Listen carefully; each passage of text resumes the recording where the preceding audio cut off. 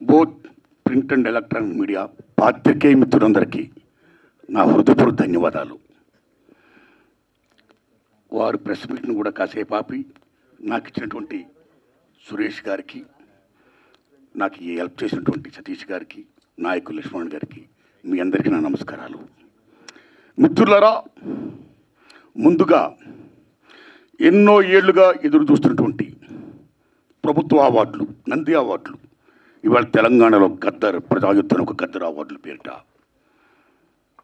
CM Revanth Reddy గారి government ప్రకటించడం మామూలు ఆనందం కాదు, వెరీ వెరీ హ్యాపీ. అంటే ఇండస్ట్రీ యొక్క ఉనికిని గుర్తించి గౌరవించినందుకు సీఎం రేవంత్ రెడ్డి గారికి, వారి టీంకి నా నమస్కారాలు. అలాగే జాతీయ అవార్డు గ్రహీతలకి, పైడి సురేష్ గారు, జయరాజ్ గారి అవార్డులకి, కాంతారా గారి అవార్డుకి, అవార్డు గ్రహీతలందరూ కూడా ధన్యవాదాలు చెప్తున్నా. తెలంగాణ ప్రభుత్వం ఏ విధంగా అయితే గద్దర్ అవార్డులు ప్రకటించిందో, అలాగే ఎన్నో ఏళ్లుగా ఎదురు చూస్తున్నటువంటి నంది అవార్డులను కూడా మన చంద్రబాబు నాయుడు గారు అక్కడ ప్రకటించాలని నేను మనస్ఫూర్తిగా విజ్ఞప్తి చేస్తున్నా. ఇక ముఖ్యంగా నేను మీ పాత్రికేయ మిత్రులందరినీ ఎందుకు విజ్ఞప్తి చేశానంటే, రీసెంట్గా ఇండస్ట్రీ మొత్తం పర్సంటేజ్ కావాలని మ్యాక్సిమం అబౌవ్ 80% అనే ఇష్యూ మీద చర్చలు జరుపుతూ both producer council and film chamber అనేక చర్చలు జరుపుతూ కొనసాగిస్తున్న దశలో ఎప్పుడు చర్చలు ఫలప్రదం అవుతాయా, ఎప్పుడు సినిమా ఇండస్ట్రీలో పర్సంటేజ్ సిస్టమ్ వస్తుందా అని ఎదురు చూస్తే నాలాంటి సగటు నిర్మాతలందరికీ కూడా తీరని విఘాతం జరిగింది. ఈ మధ్య రీసెంట్గా ఒక విషయం ఏంటంటే, హరిహర వీరమల్లు అనే సినిమాని ఆపడం కోసమే జూన్ 1 నుంచి బంద్ ప్రకటిస్తున్నారు పర్సంటేజ్ కానీ ఇవ్వకపోతే అనే మాట రావడం అనేది చాలా దుర్మార్గం. It's a trash. అది ఉత్తిది, అది కరెక్ట్ కాదు. అందులో కుట్ర ఉంది, ఆ కుట్రదారులు ఎవరు తెలుసుకోవాలి అని స్వయంగా పవన్ కళ్యాణ్ గారు ఆఫీస్ నుంచి రావడం అనేది, స్వయంగా సినిమాటోగ్రఫీ మంత్రి దుర్గేష్ గారు మాట్లాడడం అనేది కరెక్ట్ కాదు. ఎందుకంటే మిత్రులారా, ప్రొడ్యూసర్ కౌన్సిల్ కానీ, ఫిల్మ్ ఛాంబర్ కానీ, అది సినిమా పరిశ్రమ పాలనా సంస్థలు, ఆ రెండు సంస్థలు కూడా బంద్ ప్రకటిస్తామని ఇప్పుడు చెప్పలా. డిసిషన్స్ ఆర్ గోయింగ్ ఆన్ అని చెప్పారు వాళ్ళు. దట్ ఇంకో విషయం చెప్తున్నా మీకు, బంద్ అనేది ప్రజాస్వామ్యంలో ఒక బ్రహ్మాస్త్రం. ఎవరైనా బంద్ ప్రకటించే ముందు సినిమా ఇండస్ట్రీలో అకార్డింగ్ టు నామ్స్ 3 వారాల ముందుగా తెలియపరచాలి. ఇదిగో పలానా ఇష్యూ మీద మేము ఫైట్ చేస్తున్నాం, అది ఇంకా కొలిక్కి రాలేదు కాబట్టి మేము బంద్ ప్రకటించబోతున్నాం అనే విషయాన్ని నిర్మాతలకు 3 వారాల ముందు తెలియపరచాలి. This is norms, it's a preamble. 3 వారాల ముందు తెలియపరిస్తే రిలీజ్ డేట్ ఎవరు తెచ్చుకున్నారో, మేము రిలీజ్ డేట్ ఇచ్చుకున్నామండి, ఇంకో 2 వారాలు మేము రిలీజ్ చేస్తున్నామండి అని ప్రిపేర్ అయిన నిర్మాతలను ఇబ్బంది పెట్టకుండా ఉండడం కోసమే 3 వారాల ముందు తెలియపరచాలి according to norms. So June 1 bandh ప్రకటిస్తే, ఒకవేళ జూన్ 12 అంటే 2 వారాలు కూడా కాదు కదా, ఏ రకంగా మీకు హరిహర వీరమల్లుకి అది వర్తింపు చేస్తుందండి? అది కరెక్ట్ కాదు. పవన్ కళ్యాణ్ గారి మీద ఎవరైనా కుట్ర పంటారు. తెలుగు చలనచిత్ర పరిశ్రమలో విశ్వవిఖ్యాత నట సార్వభౌమ ఎన్టీ రామారావు గారు, భారతదేశంలో ఎన్టీఆర్ మన తెలుగు జాతిని ఖ్యాతిని చేసిన మహనీయుడు. As a politician, as a CM, like this anything else. ఎంత గర్విస్తామో. తర్వాత మళ్ళీ మంచి గొప్ప పేరు తెచ్చుకొని ఈవేళ ఒక జనసేన పార్టీ పెట్టి ఈవేళ డిప్యూటీ సీఎం అయ్యారంటే వీఆర్ ప్రౌడ్ ఆఫ్ ఇట్. మన తెలుగు చిత్ర పరిశ్రమ మొత్తం అంతా గర్విస్తున్నది. Hats off to Pawan Kalyan గారు. చంద్రబాబు నాయుడు గారికి సెల్యూట్. మేము పవన్ కళ్యాణ్ గారిని ఏ రకంగా దుర్మానం కాం, కానీ పవన్ కళ్యాణ్ గారు ఆఫీస్ ఆ రకంగా కరెక్ట్ కాదు రావడం. ఓకే, వచ్చిందనుకోండి, ఇష్యూ వస్తే మహాత్మా గాంధీ ఏమన్నాడు, ప్రపంచ యుద్ధాలను కూడా చర్చల ద్వారా ఆపొచ్చన్నాడు ఆయన. ఒక సీఎం, ఒక డిప్యూటీ సీఎంగా మీరు అక్కడ సీఎం చంద్రబాబు నాయుడు గారితో మాట్లాడి హరిహర వీరమల్లు అనే టాపిక్ మీరు ఎత్తకుండా, ఓకే మీ ఇండస్ట్రీ కష్టాల్లో ఉన్నప్పుడు రండి, మన సిట్టింగ్ చేసుకుందాం రండి, మాట్లాడుకుందాం రండి అని చెప్పుంటే ఒక పెద్ద రోల్ ప్లే చేసి ఉంటే, ఒక చలనచిత్ర పరిశ్రమ బిడ్డగా మిమ్మల్ని మేము ఎంత గౌరవించేవాళ్ళం సార్. ఎంత బాగుండేది సార్, ఎంత బాగుంటుంది సార్. ఆ పని చేయండి సార్ పవన్ కళ్యాణ్ గారు.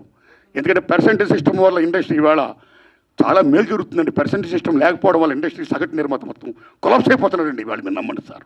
Why? Because all malls, PVRs మొత్తం ఇలాంటివన్నీ వచ్చేసిన తర్వాత సింగిల్ థియేటర్స్ ఇవాళ ఉనికి లేకుండా పోతుందండి. తెలంగాణలో 500 ఉన్న సింగిల్ థియేటర్లు ఇవాళ 200 చిల్లరకు వచ్చేసాయి. ఆంధ్రప్రదేశ్ 500 పైన ఉన్న సింగిల్ థియేటర్ల 300 పైసలకు వచ్చాయి. సింగిల్ థియేటర్ లేకపోతే యొక్క ప్రేక్షకుల పరిస్థితి ఏమిటి? ఇవాళ మాల్స్లోని ఆటల్లోని ఇటువంటి చోకాటి థియేటర్స్లో రేట్స్ ఎంత ఉన్నాయి? ఇవాళ ఎంత పీపచ్చమైన రేట్స్. ఆడికి వెళ్ళి ఏదైనా పాప్కార్న్ తింటేనే 500 రూపాయల, డ్రింక్ 200 రూపాయల, టికెట్ మొత్తం 200, 300 ఇలాగ అనుకుంటే సగటు ప్రేక్షకుడు ఎక్కడ సినిమా చూడగలుగుతాడు? ఏ రకంగా వెళ్ళగలుగుతారు? ఇవాళ భారతదేశంలో సినిమా పరిశ్రమ అనేది సామాన్యుడికి వినోదం. అలాంటి వినోదాన్ని సగటు మనిషికి దూరం చేస్తుంది ఇవాళ బికాస్ ఆఫ్ దీస్ పాలసీస్. కాబట్టి సింగిల్ థియేటర్ని బతికించుకోవాలి, దానికి పర్సంటేజ్ సిస్టమ్ కావాలి. ఈ పర్సంటేజ్ సిస్టమ్ అనేది ఇప్పుడు నుంచి కాదండి. నేను ఎందుకు ప్రెస్ మీట్ పెట్టానంటే since 25 years the issue is going on. ఈ పర్సంటేజ్ కావాలని కోరిన వాళ్ళు మేము కూడా ఒకటి, నేను కూడా ఒకనండి. ఆ రోజుల్లో మీరు నమ్మని మిత్రుల కిఎల్ నాన్నగారు ఉన్నప్పుడే ప్రొడ్యూసర్ కౌన్సిల్ అధ్యక్షుడిగా మేము విజ్ఞప్తి చేశాం. కాలా సి కళ్యాణ్ గారు ఉన్నప్పుడు విజ్ఞప్తి చేశాం. కాలా కిరణ్ గారు ఉన్నప్పుడు విజ్ఞప్తి చేశాం. కాలా అలాంటి దశలో మీరు నమ్మండి, ఇదే ఫిలిం ఛాంబర్ ముందు టెంటలు వేశాం. అక్కడ ఓ సురేందర్ రెడ్డి గారు, ఓ నట్టి కుమార్ గారు, ఓ మోహన్ గారు, ఓ బెక్కం వేణుగోపాల్ గారు, నేను ఇంకా అనేక మందిని ఈ ఉద్యమాలు చేస్తున్నప్పుడు ఆదిశేషవరరావు గారు, తమ్మిడి భరద్వాజ్ గారు, కేఎస్ రామారావు గారు, చంద్రబాబు శ్రీనివాసరావు గారు, అచ్చిరెడ్డి గారు, కృష్ణారెడ్డి గారు పెద్ద మంది సంఘీభం ప్రకటించారు. ఎన్ని చేసినా ఏమీ కాల. వెళ్ళి స్వయంగా నేను వెళ్ళి రామారాయణ గారు రికార్డ్ చేశా. నారాయణ పర్సంటేజ్ సిస్టమ్ కావాలి, అది మంచిది.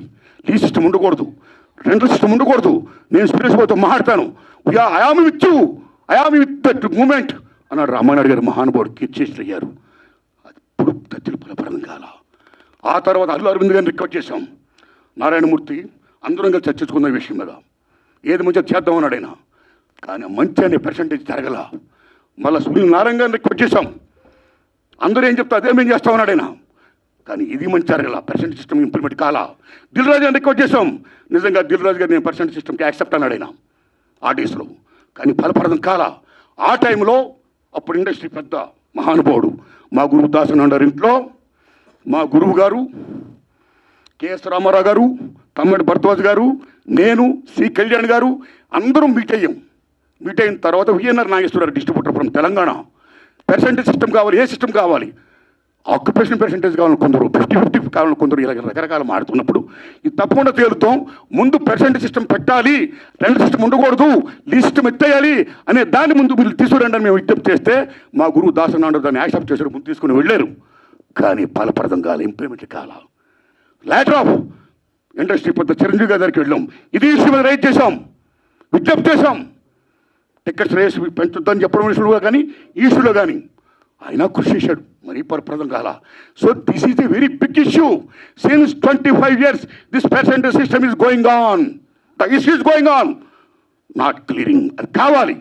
అలాంటిది ఇవాళ పర్సెంటేజ్ సిస్టమ్ కొలుక్కొచ్చే దశలో హరిహరి వీరమ్మలకి దీనికి ఒక లింకప్ పెట్టి ఏం సంబంధం అండి? ఏమీ సంబంధం లేదు. ఈ రకంగా దాన్ని ఇచ్చేస్తారని చెప్పి ఈ పర్సెంటేజ్ సిస్టమ్ అనే ఇష్యూని పక్క తోసేసేసి హరిహరి వీరమ్మను ఫోకస్ చేయడం అంటే ఎంత దూరం ఉండేది? అది కరెక్ట్ కాదండి. అందుకని నేను మనస్ఫూర్తిగా ఇది ఫీల్ అయ్యే నేను చెప్పడం కోసమే నేను విజ్ఞప్తి చెప్తూ పవన్ కళ్యాణ్ గారిని విజ్ఞప్తి చేస్తున్నా, నేను చంద్రబాబు నాయుడు గారిని విజ్ఞప్తి చేస్తున్నా, దుర్గేష్ గారిని విజ్ఞప్తి చేస్తున్నా.